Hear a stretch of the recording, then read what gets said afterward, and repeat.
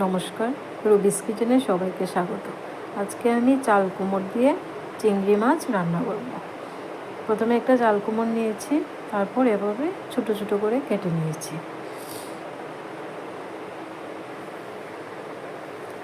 এখানে 150 গ্রাম চিংড়ি মাছ নিয়েছি। মাছগুলি প্রথমে লবণ হলুদ দিয়ে মেখে নেব।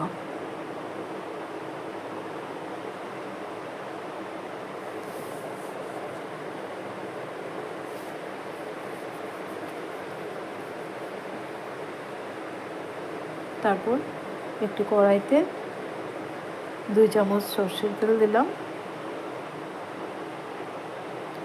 মাছগুলো ভেজে নেব।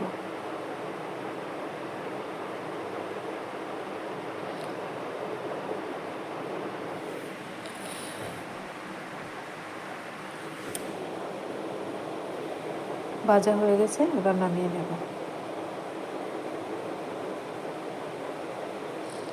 আবারও 2 চামচ সরষের তেল দিলাম।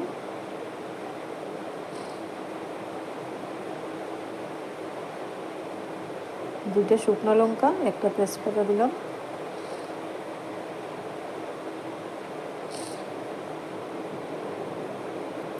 একটু লাল লাল করে ভেজে নেব শুকনো লঙ্কা। তারপর ফোড়নের জন্য 5 ফোড়ন দিলাম। এখানে আধা চামচ আদা বাটা,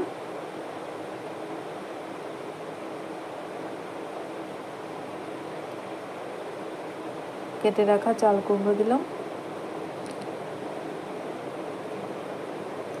এবার সব কিছু মিশিয়ে নেব।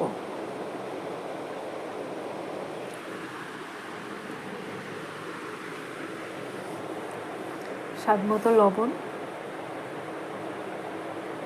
কয়েকটা চেরা কাঁচা লঙ্কা, আবারও সমস্ত কিছু ভালো করে মিশিয়ে নিলাম। তারপর 10 মিনিট ঢাকা দিয়ে দেব। 10 মিনিট পর ঢাকাটা তুলে আবার একটু নেড়ে চেড়ে দেব।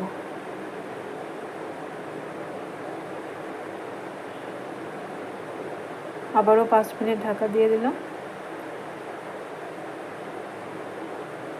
5 মিনিট পর ঢাকাটা তুলে নিলাম। তারপর নেড়ে চেড়ে আধা চামচ হলুদ গুঁড়ো মিশিয়ে নিলাম। ভেজে রাখা চিংড়ি মাছ,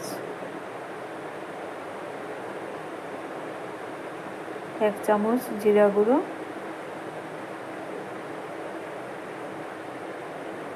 1 চামচ ধনিয়া গুঁড়ো, আধা চামচ শুকনো লঙ্কা গুঁড়ো, সমস্ত কিছু ভালো করে নেড়ে চেড়ে মিশিয়ে নেব। তারপর 5 থেকে 7 মিনিটের জন্য আবার ঢেকে দেব।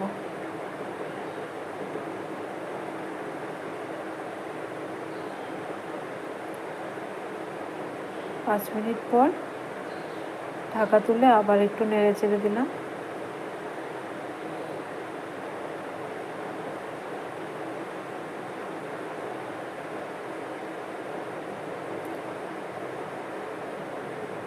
এখন চাল কুমড়ো থেকে যে জলটা বেরিয়েছে, জলটা ভালো করে টানিয়ে তারপর নামিয়ে নেব।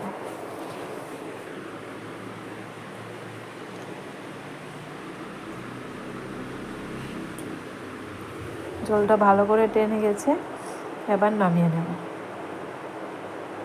আমার এই রেসিপিটা যদি আপনাদের ভালো লাগে তাহলে লাইক, কমেন্ট, শেয়ার করবেন।